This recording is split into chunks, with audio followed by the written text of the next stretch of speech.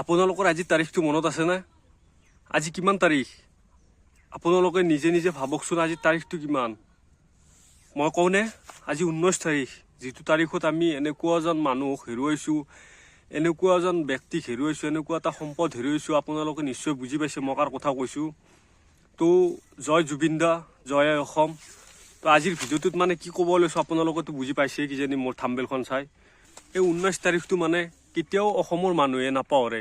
এই তাৰিখটো এনেকুৱা এটা মানে তাৰিখ, এনেকুৱা এটা দিন, যিটো দিনত মানে আমি এইখিনি টাইমত মানে প্ৰায় 2-2:30 বজাত আমাৰ অসমৰ মানুহে এনেকুৱা এটা নিউজ শুনা পাইছিল, যিটো মানে নিউজে সমগ্ৰ অসমৰ বাহিৰে সমগ্ৰ দেশকে জকৰি গৈছিল। আৰু এতিয়ালৈকে জীয়াই আছোঁ। এই তাৰিখটো মানে এনেকুৱা এটা দুখ দি থাকিব আমাক জীয়াই থকালৈকে, যে এই তাৰিখটোত আমি এনে এজন মানুহক হেৰুৱাইছিলোঁ, যাক আমি মনে প্ৰাণে ভাল পাইছিলোঁ, আৰু যাৰ সংগীত অবিহনে আমাৰ জীৱন। দাদা, আপুনি য'তে আছে সুখত থাকক, সংগীতৰ ৰজা হৈ থাকক, সুৰৰ ৰজা হৈ থাকক। তুমি বিহীন প্ৰত্যেকটো মুহূৰ্ত, প্ৰত্যেকটো দিন মানে আধৰুৱা দাদা। তোমাৰ সংগীতবিহীন জীৱন যাপন কৰাটো অসম্ভৱ। তো দাদা, আপুনি আমাক যি দি গ'ল, সেয়াতো কোনো 100 বছৰ নহয়, 1000 বছৰতো দিব নোৱাৰে। আৰু কেতিয়াও মানে সেনেকুৱা শিল্পী যে আমাৰ অসমৰ পৰা ওলাব আমি নাভাবোঁ। আমি জীয়াই থকালৈকে মানে সদায় আপোনাৰ অনুৰাগী হৈয়ে থাকিম দাদা। তো আপোনালোকে পাহৰিলে নেকি আজিৰ তাৰিখটোৰ কথা? জুবিন দাই ন্যায় পালেনে? যদি পোৱা নাই, কিয় পোৱা নাই? পাবনে না নাপায়? আজি 4 মাহ হ'ল জুবিন দা মানে আমাক এৰি গুচি যোৱা। আজি 4 মাহত মানে আপোনালোকেতো নিজৰ কামত ব্যস্ত হৈ গ'ল, কিন্তু সেইজন মহান শিল্পী, যাক আমি মনে প্ৰাণে ভাল পাইছিলোঁ, সেই মৃত্যুৰ খবৰ শুনি আমাৰ অন্তৰৰ পৰা আত্মাই কান্দি উঠিছিল। সেই দিনটোৰ কথা আপোনালোকে পাহৰিলে নেকি? এতিয়া মানে এই জাষ্টিছ ফৰ জুবিন গাৰ্গৰ যিটো মানে আন্দোলন মানে আৰম্ভ কৰিছিলোঁ আমি, সেইটো কি লাহে লাহে নোহোৱা হৈ গ'ল নেকি? তো কিয় এনেকুৱা হ'বলৈ ধৰিছে? আৰু চৰকাৰৰ ওপৰত আমাৰ বিশ্বাস আছে যে চৰকাৰে ন্যায় দিব, কাৰণ ন্যায়ৰ ব্যৱস্থাটোত মানে পততকৈ নহয়, লাহে লাহে কামবোৰ হ'ব। আমাৰ বিশ্বাস আছে চৰকাৰে আমাৰ জুবিন দাক ন্যায় দিব, সেইটো আমাৰ চৰকাৰৰ ওপৰত বিশ্বাস আছে। আৰু আপোনালোকক মই এটা কথা কওঁ যে জুবিন দাই সঁচাকৈ ন্যায় পাবনে নাপায়, আপোনালোকে প্লিজ কমেণ্ট কৰি জনাব। আৰু এই দৃশ্যবোৰ যে আপোনালোকে চাই আছে, মোৰ তলত যে এইবোৰ স্ক্ৰীণত আহি আছে, এই দৃশ্যবোৰ আপোনালোকক এইকাৰণে দেখুৱাইছোঁ যে আপোনালোকৰ মনত পৰক এবাৰ, সেই দিনটোৰ কথা অলপমান ভাবক, যিটো দিনত আমি এনেকুৱা এজন মানুহক হেৰুৱাইছিলোঁ।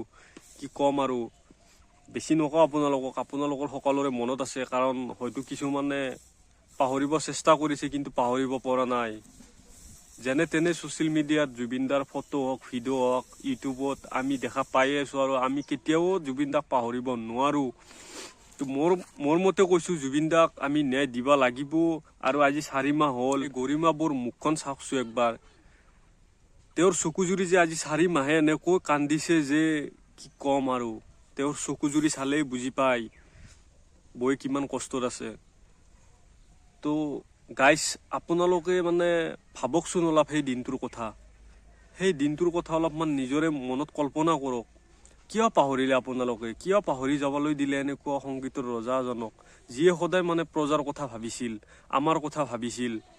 তো দাদা, আপুনি যোৱা আজি 4 মাহ সম্পূৰ্ণ হ'ল, আৰু আমি এতিয়ালৈকে একো কৰিব পৰা নাই। আমাৰ ন্যায়ৰ আন্দোলনখনো এতিয়া শান্ত হ'বলৈ ধৰিছে।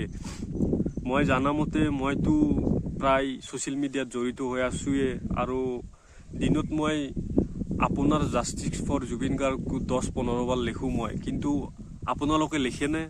কেইবাৰ লিখে আপোনালোকে দিনত? এবাৰো কিজানি নেলেখে। কিয় এই আন্দোলনটো কিয় আপোনালোকে এনেদৰে যাবলৈ দিলে?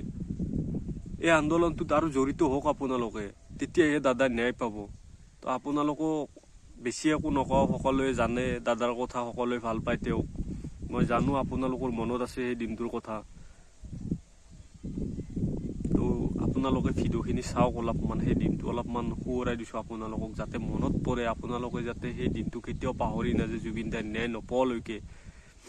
আৰু ন্যায় পোৱাৰ পিছতো পাহৰাটো সম্ভৱ নহয়, কাৰণ ৰজাজনক আৰু এই আমাক যিটো দি গ'ল সেই ৰজাজনে, সেইটো সদায় অমূল্য, যাৰ কোনো মূল্য নাই। তো আজিৰ ভিডিঅ'টোত এইখিনিয়ে। জয় জুবিন দা, জয় অসম।